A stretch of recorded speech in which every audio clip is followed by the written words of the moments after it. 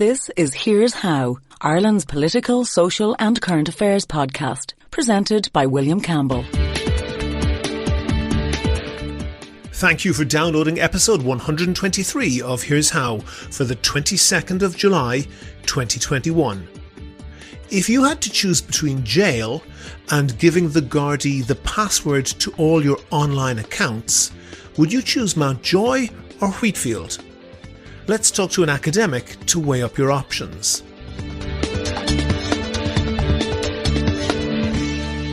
Here's How is Ireland's political, social and current affairs podcast. Make your view heard. Just dial 076 603 5060 and tell the world what you're thinking. Your voicemail may be included in the next podcast. You can find tips on recording your contribution and other ways to contact the show at here'show.ie/call. In a few minutes we'll have this. If the Gardaí were using it to gain access to sensitive information that isn't yours, that could be unlawful.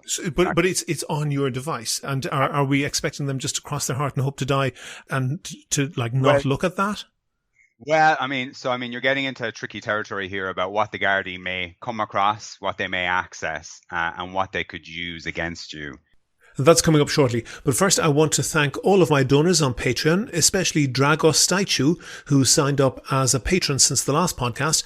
I really appreciate everyone who does that. If you don't know, Patreon is basically a system that allows people to donate $1 or $2 or €1 or $2 per podcast or per month. And that helps me to do more research and find interesting guests. If you think that you could do the same as Dragos or the other donors, there's details on the website and at the end of this show. So then this happened.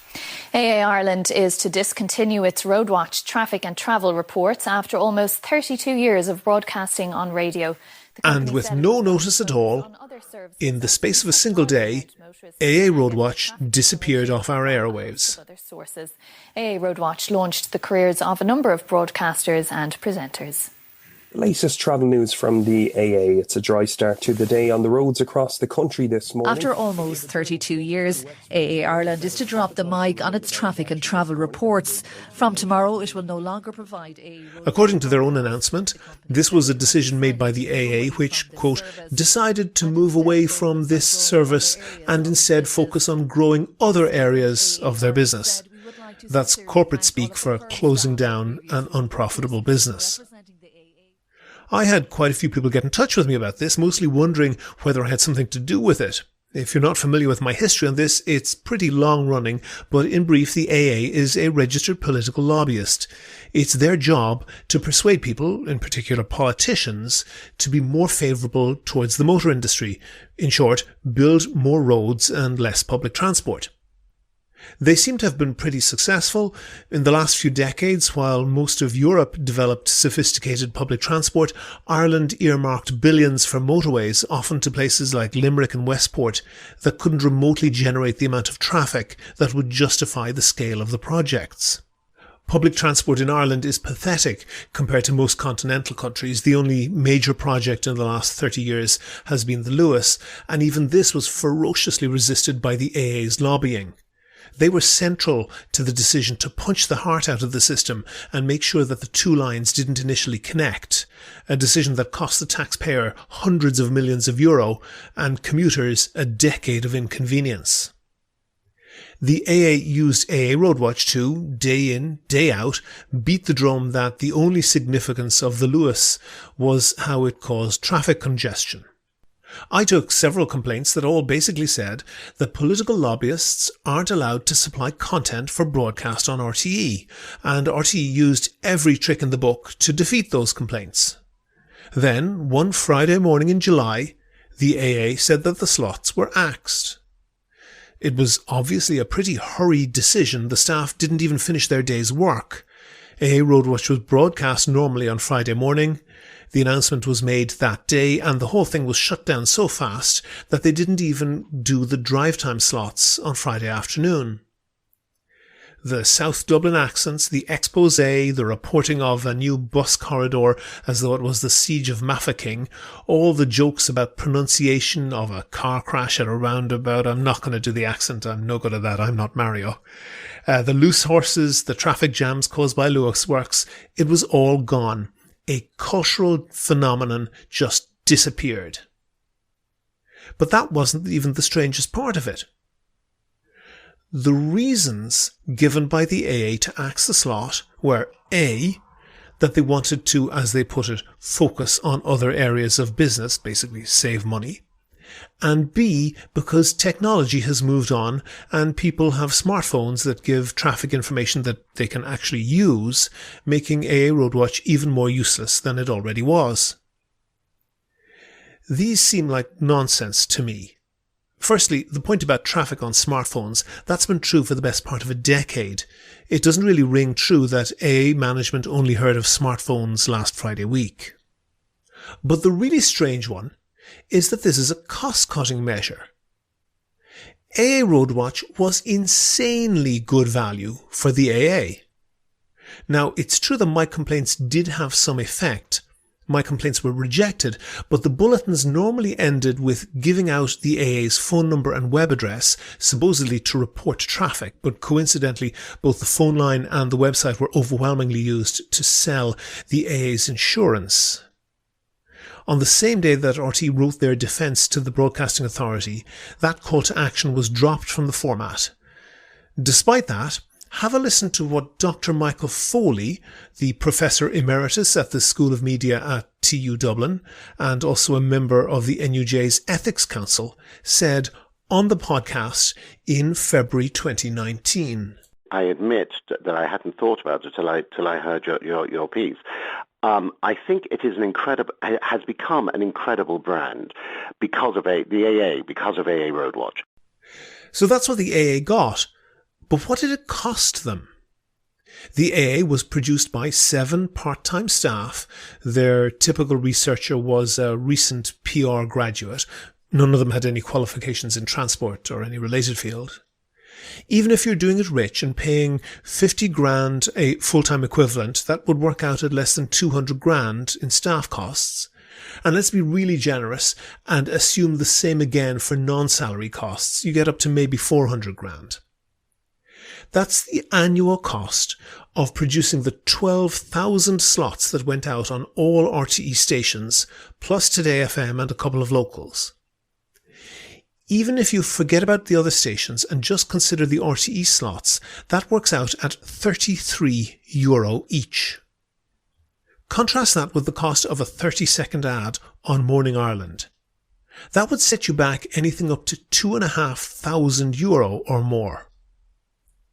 Advertising rates change according to the time of day and the time of year, but considering that most of these Roadwatch slots were in prime time, and they were 90 seconds long, buying that much advertising would easily set you back €50 million a year. To be fair, I did put a little dent in the commercial value of them, and the branding value is priceless, but let's not call those slots real ads. In fact, let's be really generous and discount their value by 80%. That still leaves the AA getting €10 million worth of advertising for less than 400,000 in production costs. So the reasoning that this is a cost-saving measure just doesn't wash. Another thing, the AA said that they would be keeping up the traffic reporting service, just not on the radio. And that promise didn't last long. The AA Roadwatch Twitter account averaged about 40 tweets a day on traffic reports. It basically went dark the moment that the announcement was made. So the answer is the best that I have is guesses. Maybe RTE realised that, notwithstanding their win against me at the BAI, the whole thing was legally unsustainable and closed it down a decent interval after declaring victory. Maybe it's not unrelated that we happen to have a Green Party Minister for Communications. Maybe it was something else. Do you agree? Do you disagree? If you want your point of view heard, dial 076 603 5060 and leave a contribution for the show. The lines are open 24/7 and you can find tips on how to record a good contribution and other ways to contact the podcast at here'show.ie/call. On the line, I have Cian O'Crohor. He is Assistant Professor of Criminal Justice at the Department of Law in NUI Maynooth. And he's been writing about the heads of bill, which are before the Dáil at the moment, of a bill called the Garda Síochána Powers Bill. Briefly, Cian, what is that bill supposed to do? Thank you, William. Yeah, so it's a kind of an omnibus reform piece of legislation that is brought about because of two kind of recommendations that have come to the government. One was from the Commission on the Future Policing, which has recommended a lot of the changes that are incorporated in this. And also the Law Reform Commission has made some recommendations on how we should change certain powers that An Garda Síochána have and some of the processes that govern those powers. So the main areas of reform are really the ones that have interested people and have been written about quite a lot over the past few weeks. This is a very significant reform of the powers of Garda, powers of arrest and detention, and bringing it all together. So currently it's under the Garda powers are kind of spread across a number of different pieces of legislation. This is going to bring it all within one clear piece of legislation. Some of the existing legislation. That's something for the nerdy lawyers to have all the legislation clarified and so forth from a legal point of view. But from a real person's point of view, what actual changes are likely to be made? Yeah, so there's a very significant extension. Well, I mean, I should say that when you get these rationalizations, it's good for the citizens as well, in theory, because it's easier for you to see as a citizen, well, what are the Garda powers, where you can find in one piece of legislation what the Garda powers are, and the language has been changed. But one of the most significant changes that people have been particularly worried about is the Garda are going to be given a new power where they can compel an individual to give them their password for an electronic device. Now, Gardaí can only compel this when they're using it, they're working under a search warrant. So this is, the district court has given the Gardaí a search warrant to go and search your house. They pick up one of your electronic devices like your iPhone and they want to access it because they want to get information from it. And at that moment, they can say to you please give us the password. And if you don't do that, you may be committing a criminal offence. Okay, pause on that because there's a couple of things that jump out at me straight away. The first is that you're recommended not to do it, but I know that people do it, which is to reuse passwords. So if you're giving somebody your password for the electronic device, it's possible also that you're giving them your password perhaps for your online banking, you're perhaps giving them your password for social media sites, you're perhaps giving them a password for a whole slew of maybe very sensitive sites, dating sites or whatever might be, some people might view as very sensitive, and indeed other things that people will regard as very private. Is that taken into account at all?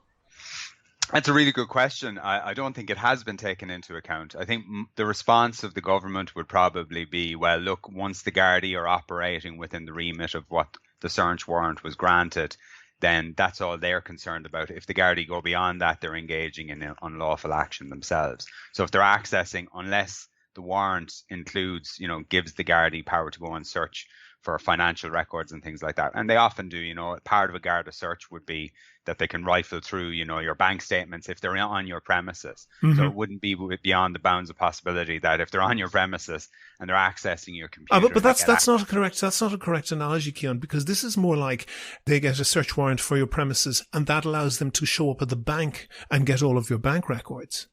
Well, I mean, it depends what is on your bank. So most of the time, what's on your bank statement is the same thing you would get on your online banking.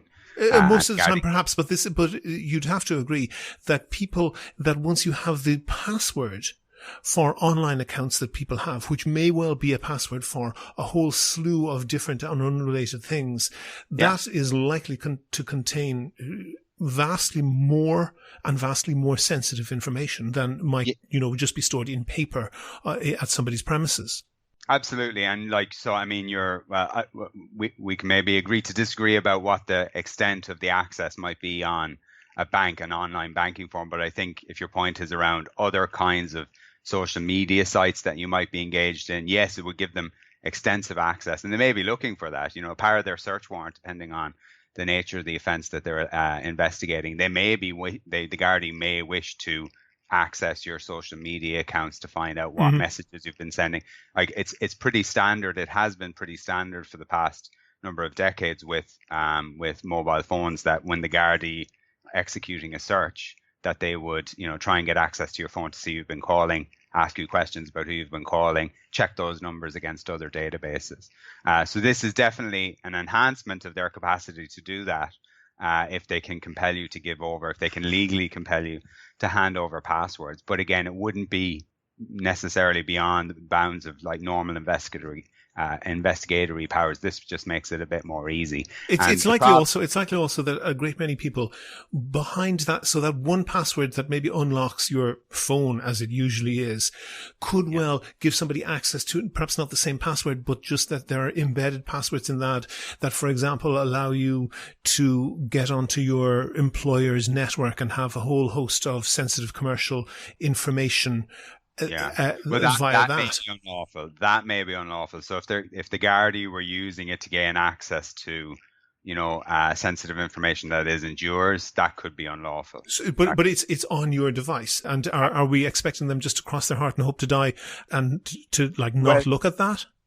Well, you're getting into tricky territory here about what the Gardaí may come across, what they may access, and what they could use against you in a criminal prosecution. So if their search, and this isn't unusual, that the bounds of Garda search, that it exceeds their lawful boundaries, that's constitutional lawful boundaries, that isn't uncommon. For a variety of reasons this happens. Now, what probably matters most to the vast majority of people is whether that can be used against you, whether the Gardaí would be entitled to bring any information they found as a result of that unlawful search into a court as evidence to be used as a prosecution. Yeah, that's a whole different story, because Gardaí, of course, can use the information that they find for a whole slew of other purposes other than bringing it into a court as evidence. I'll come back to that in a little bit, and that's worrying enough, I think, for a lot of people. But you were writing particularly about how this might impact journalists. Tell me about that. Yeah, so as I explained to you before we started recording, I've had an interest. So this isn't necessarily my core area of research interest, but I have developed an interest in journalistic privilege in Ireland, the legal recognition of a thing called journalistic privilege that's been developing over the past 12, 13 years or so. It began in a Supreme Court case back in 2009, where the Irish Times was sued by the Mahon Tribunal because their documents were leaked to them, and they claimed privilege over that, and the Supreme Court eventually recognized that. Now, the nature of what that means, what journalistic privilege means, has still been contested. From journalists' perspective, they think, right, when we claim privilege over any information because we want to protect our sources and their identities, that means we can refuse outright to engage with any court demands. And now the court's view is, well, we may recognize something that looks a bit like journalistic privilege, but ultimately the courts get to decide. And the problem with the current legislation that governs warrants that the Gardaí can use, that governs the granting of warrants to Gardaí to search your premises, and this is continued in the new bill, is that it doesn't allow that court who gives the Gardaí that warrant, when they're making that decision about whether to grant Gardaí that warrant, it doesn't allow that court to take into consideration, well, look, the Gardaí are looking to search a journalist premises here. Maybe they may have an interest in protecting their sources. Maybe we shouldn't grant this warrant because we want to respect their constitution, and it is a constitutional right, and their European Convention on Human Rights to protect their confidential sources. As it currently stands, there is no way, the Gardaí are automatically often granted these warrants, and they can come in and they can seize journalistic material. And currently, if it's in a password protected device, at least the journalist can refuse to give that password to the Garda, and then maybe they can institute proceedings in a higher court, probably the High Court, to try and stop this, to get the Gardaí to hand back any information they may have that might identify their sources. But the current the proposed legislation, particularly around the area of passwords, compelling people to give passwords, that could really compromise even that narrow bit of protection journalists currently. Do I understand it correctly that what you're saying, the problem here is that it might be the case that if the Gardaí got hold of a password-protected device belonging to a journalist, the journalist could then go to court and say, well, I'm a journalist and this has information about confidential sources on it. Yeah. And the court might rule in their favour, but it might not, and might isn't good enough. Journalists want to have the certainty that they can say to their sources, you will not be exposed as a source. Not that they don't want to be able to say to a source, well, I'll promise to go to court and I might or might not win to keep you secret. Yeah, absolutely. So that's absolutely the position of journalists around the world when it comes to this question. Their view is that the privilege, and they call it a privilege, and there's a reason they call it a privilege, which I can explain in a minute. Courts don't call it privilege because privilege has a very distinct meaning in our legal system. Privilege is normally like what are privileged disclosures or communications are usually between lawyers and their clients, and none of that can ever be compelled in a court. Privilege has a legal meaning. That's to say, if I go to my lawyer, nobody can. There isn't. It's not the case that my lawyer can say can go before a court and say, please don't force me to tell to say what my client told me. The lawyer can basically thumb their nose and say, you have no power to do that. It's not based on a court decision that might go this way or that way. It is an absolute, and journalists like to call this a privilege, even though it doesn't have that status in law. It's, let's say, an opportunity that they have to do that. Yeah, so I think the reason they call it a privilege is because, as far as they're concerned, they're ethically bound. Apologies now, I keep getting notifications. I'll turn that off. So the problem is journalists want it. They from their perspective, as I understand it, ethically they feel like it doesn't matter what the court's view is on whether or not the court's, what the court's view is on the status of that privilege. Journalists feel they're always ethically bound to protect their sources. So regardless of what the court's view is, they're going to do that. And it's this becomes a dispute, really. It's beyond the legal realm because the Irish court's attitude isn't unusual. Mm-hmm. This is a common, even in the United States. So this is a tension between journalists and the legal system that is not fully resolved. Yeah, and I one way to think about it. So if you look at the US, where most people would say journalists enjoy incredible protections under the Constitution, even there the courts have been very hostile to claims of journalistic privilege, and they've put journalists in prison on contempt of court for refusing to disclose their sources. And the difference here, the way to think about it is, normally the courts in advanced liberal democracies, if it's the state in terms of the executive, that's the government, or the legislature, or someone else, if they're trying to compel journalists to do something, then the courts are maybe more sympathetic. But when it's the courts who want the information for themselves, when they want a question answered and they feel like the journalist can help it, the courts are unsympathetic to journalist claims of looking for an enhanced privilege protection under the Constitution. Do they have a point? If a bank manager, for example, was ordered to hand over financial records, he doesn't start beating his chest and going on prime time or whatever and talking about banking ethics, whatever that might be. Why are journalists so special? There's lots of people. There's lots of people who rely on confidentiality, and all of them are amenable to the courts. Why are journalists saying that they should be beyond the law? Yeah, so this is the reason courts have, maybe they've not recognized the full privilege, but courts have granted, at least in this part of the world, they've granted some protections for confidentiality for journalists specifically and other publishers, is because in our Constitution, in the European Convention on Human Rights, and in the US Constitution, a lot of these legal documents, they say journalists are special, news media are special, they're really important for guaranteeing the health of our democracies. They're an important transparency and accountability to it. And while it might not say all that in the text of the Constitution, it's a really common theme that constitutional courts around the world have interpreted these freedom of expression clauses. There are freedom of expression guarantees in these various documents. They've interpreted them to mean that journalists are really important. The free flow of information is really important because it allows for, voters, the ordinary citizens, to see what's happening in the corridors of power. And that's what, it's a corollary of this freedom of expression guarantee that gives journalists this other, that journalists claim, and the courts have agreed, gives journalists this other protection, this confidentiality protection, because journalists, in order so to are they essentially saying, well, freedom of speech is so important, therefore journalists who are important to freedom of speech should have, by virtue of us saying freedom of speech is important, we also read into that a special right which says that journalists should get special treatment compared to the bank manager or whatever, anybody who might say that their business also depends on confidentiality? Yeah, absolutely. So, I mean, it's fundamentally is who is more important for the health of a democracy? Is a banker more healthy? No. I mean, and textually in the Constitution, the text of our Constitution and other documents, it says freedom of expression is really important for democracy, and journalists are a huge part of that. Not just journalists, other people as well. But when it comes to enhancing free flow of information, most people credit journalists with being kind of the main drivers, the main engine of encouraging the free flow of information. Okay. I want to pause that. And obviously you're a law professor, and that has that gives you a particular perspective.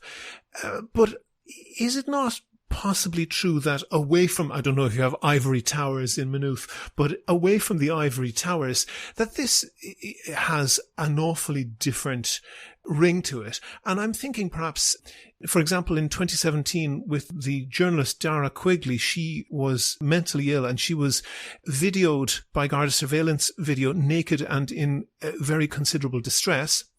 Members of the Gardaí then back at the control centre where they have these screens, videoed the screen, just literally pointed their phone at a video screen displaying this, shared that on WhatsApp, that was shared on social media and was viewed more than 100,000 times. 5 days later, Dara Quigley committed suicide.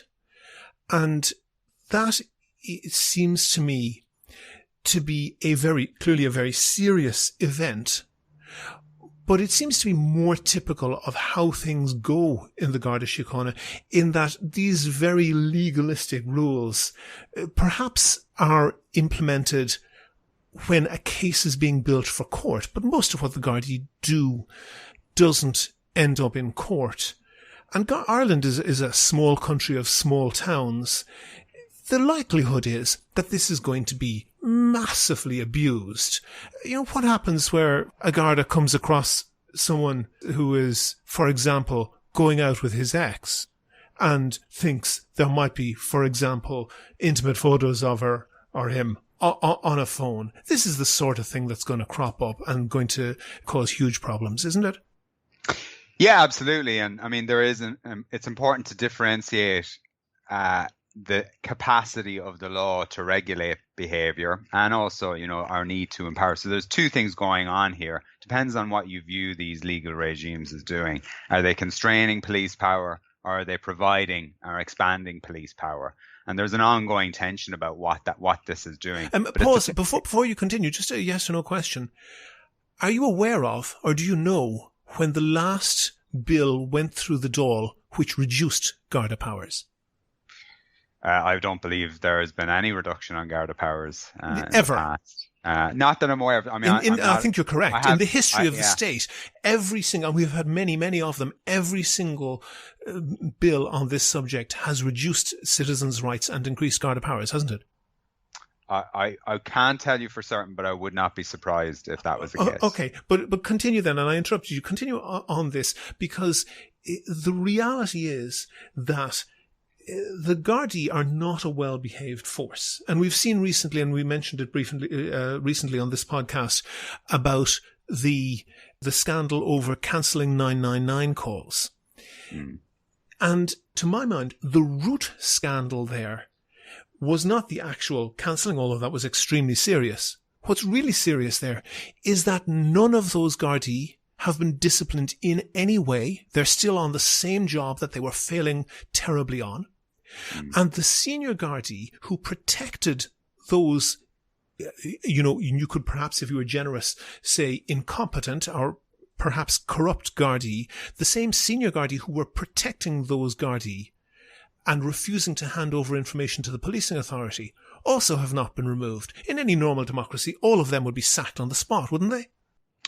Well, no, I mean, I don't think that's the case. If you look at a lot of other jurisdictions that have dealt with policing scandals, the exact same patterns have fallen out. You know, these are extraordinarily complex. The scandals, the nature of the wrongdoing, potential wrongdoing is extraordinarily complex, and it can take ages to figure out what exactly was going wrong. But where Senior Gardaí refused to hand over information that would assist the inquiry into serious malpractice, yeah, that's incredibly serious, and there is not even any discussion in the public domain as to how those Senior Gardaí who are protecting corrupt / incompetent, more junior Gardaí, there's not even any discussion about disciplining them. Yeah, so there's a number of different things going on here, and I definitely do not want to be seen as a defender of An Garda Síochána, but I do have experience of policing scandals in other jurisdictions. So An Garda Síochána, by comparison with other police forces in this part of the world, are more secretive and less inclined to be towards transparency, operational transparency, than other police forces. You can look into our neighbouring jurisdictions in England and Wales, and sometimes maybe Scotland to a certain extent. And generally, a lot of those police forces in those jurisdictions are much more comfortable being transparent. But you do still have the exact same scandals. And very recently, the Metropolitan Police in London, who've gone through decades of very significant reform, they're caught in this exact same trap of institutional defensiveness around perceived potential threats. Roll back there. I want the listeners to catch exactly what you said. You said, after they've gone through decades of reform, which is not what has happened to the Gardaí, they still have very, very problematic behaviour. Well, there has been fairly significant reform of An Garda Síochána in terms of the governance architecture. You know, we've had since 2005, we've had very significant. Now it's flawed. I don't think anyone would argue that the reforms that were brought in after the Morris Tribunal in 2005 have been a really spectacular success. But this takes... Well, you mentioned the Morris Tribunal. One particular Garda who wasn't charged or suspected with corruption in that was questioned as to why he didn't report corruption that he had witnessed. And he said, you don't hang your own. Do you think, and as I understand it, that Garda, who was clearly in dereliction of his duty, is still employed by the Gardaí? That is shocking, isn't it?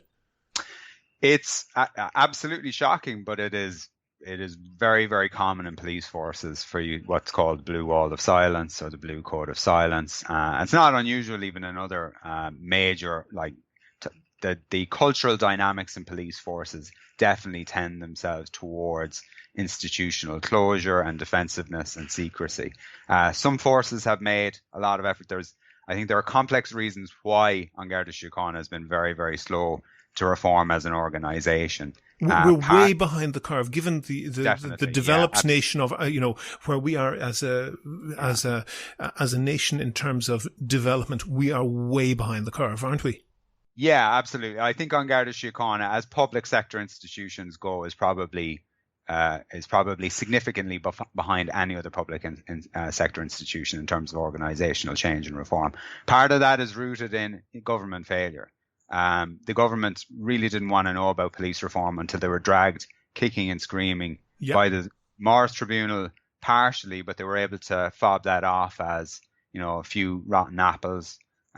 Because it was confined to a particular geographic location in Donegal, and it took years to get through the tribunal. And even though Judge Morris did really remarkable work in identifying serious cultural problems within the organisation, it was very, very hard. And to be honest with you, the Irish public just wasn't willing to accept, nor are they willing to accept now that there's any serious problems. If you look at trust and confidence data with An Garda Síochána, it's probably without peer the most trusted police force in Europe. Now, there are the reasons for that are very, very complicated, why people feel they can trust a police force. But that fact of that very high level of trust and confidence that they routinely publish makes it very, very difficult for a government to start coming in and saying, there are serious problems here, because their voters are saying that they trust the police force. And while it's absolutely correct to say, and we can say, there is serious problems and we've been attempting reform, it's very difficult to get political momentum behind reform. We saw that with the Disclosures Tribunal.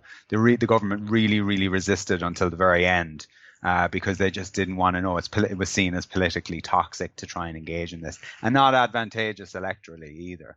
And what's happened is, what is unusual about the Irish reforms, and there are problems with the most recent round of reforms that came in after the Disclosures Tribunal. Now we're going to have our third new governance architecture following the Commission on the Future of Policing. What's that in plain English? What's the third new governance? So we currently have the Policing Authority, which was set up as a direct response to the controversies. And the idea behind the Policing Authority is to, remove politics from governance of policing. Mm-hmm. And now we're going to have a new system that's replacing the Policing Authority and the Garda Síochána Inspectorate, which was set up in 2005, and the Garda Síochána Ombudsman Commission.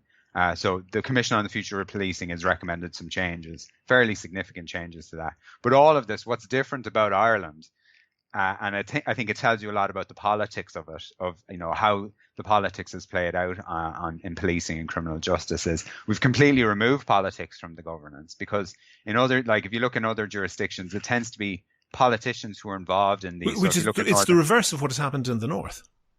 Yeah, absolutely. In Northern Ireland, the policing board is populated almost exclusively by politicians from the Assembly.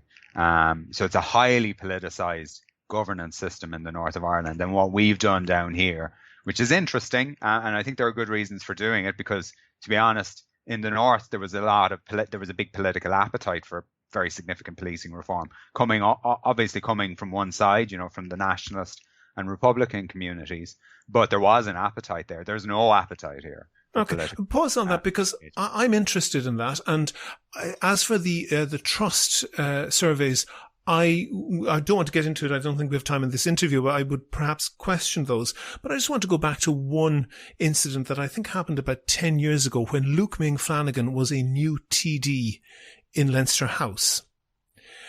And anybody who's been there will know that Leinster House in the Dáil buildings, access to that is really quite tightly controlled. You don't normally get let in unless you're being accompanied by someone and you have an invitation and so forth.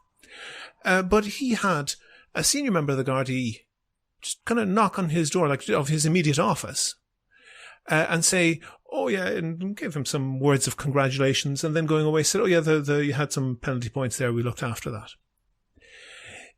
That, to me, and at the time, as he admitted himself, he accepted that and did nothing about it.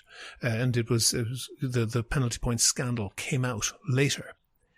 But that, to me, speaks to a very insidious behaviour of soft corruption. That is a serious thing that's happening there, isn't it? Absolutely, yeah, absolutely. That wasn't a coincidence. That wasn't a coincidence that Garda had, a senior Garda, by the way, had that information, had it at his disposal at that time, and not only being aware of the penalty points, but had them, as he put it, sorted out. Yeah, absolutely. No, I mean, and it is. I think and that was the origin story, really. The penalty points, as you recall, was the origin story for what became the Disclosures Tribunal. I mean, it's soft corruption that evolved because of the controversies around it. It evolved into very, very serious corruption by the most senior police officer in the state. Mm-hmm. Corrupt, abusive power behaviour, whatever you want to call it. But to draw back to the question, kind of your line. It was 2007, that incident, by the way. But in any case, go ahead. Yeah, well, I mean, but the penalty point scandal that evolved in kind of 2011, 2012, it was from cancelling of penalty points from. Correct. Yes. Yeah. So the story only crystallized a few years later, but that is the origin story. And absolutely, I don't think there's any doubt that kind of soft corruption was pervasive. I'm not confident it's still like that, to be honest, because that was 2007. There has been fairly significant change, just even in personnel in An Garda Síochána. There has been a changing out of some of the older officers who would have had particular views on how you do policing, particularly outdated views on how you might do policing. And that's a slow process. And the lesson I probably should emphasize here is, if your question is, how do we resolve this? Your line of questioning is kind of suggesting, well, we don't want to give these people too many powers. Maybe we should be retrenching Garda powers to teach them a lesson. And changing police culture is not achievable by legal changes, one way or the other. It takes a lot more of an invested, concentrated patient effort. It takes years to change these organizations because you're dealing with thousands and thousands of people who have been acculturated in a particular way. And I mean, it isn't talked about. I would have concerns about what was happening in Templemore over the decades and the attitude to Garda training, but also just, hiring standards, promotion standards, which has come up quite a lot. The problems in the organization are extraordinarily deep, but they won't be resolved by simple legislative changes one way or the other. And what's coming against that is it like our complex crimes, basically, is the way to describe it. Increasingly complex crime that police forces, including on Garda Síochána, are expected. And this is the other side of the story, is, we've been focused on police wrongdoing. On Garda Síochána, despite its failures, often does extraordinarily good work in terms of holding very serious wrongdoers to account. But a lot of the kinds of wrongs that we're more interested in now, particularly in the area of sexual violence, and child abuse investigation, that requires a degree of intervention, immediate state intervention. The public expect interventions a lot earlier, and that does require, enhancing to some degree police power. So that's what's pushing against it here. Cian O'Crohor, Assistant Professor of Criminal Justice at the Department of Law in NUI Maynooth, thank you very much for talking to me. Thank you. Here's How is Ireland's political, social and current affairs podcast. Make your view heard. Record a contribution to be included in the next show. Just dial 076 603 5060 and tell the world what you're thinking. Your voicemail may be included in the next podcast. You can find tips on recording your contribution and other ways to contact the show at here'show.ie/call. Go to the website for sources and references from the show, and while you're there, you can like the show on Facebook, follow the show on Twitter at Here's How Podcast, and follow Cian O'Crohor at Cian O'Crohor, the spelling is on the website. And get in touch with me if you can suggest a guest or a topic for the next show. Also, thanks again to Dragos and to all of the patrons on Patreon. Their donations allow me to devote more time to research and finding interesting guests. And if you could do the same as them and donate €1 or €2 per podcast or per month, please do go to patreon.com/here'show. That link is on the website.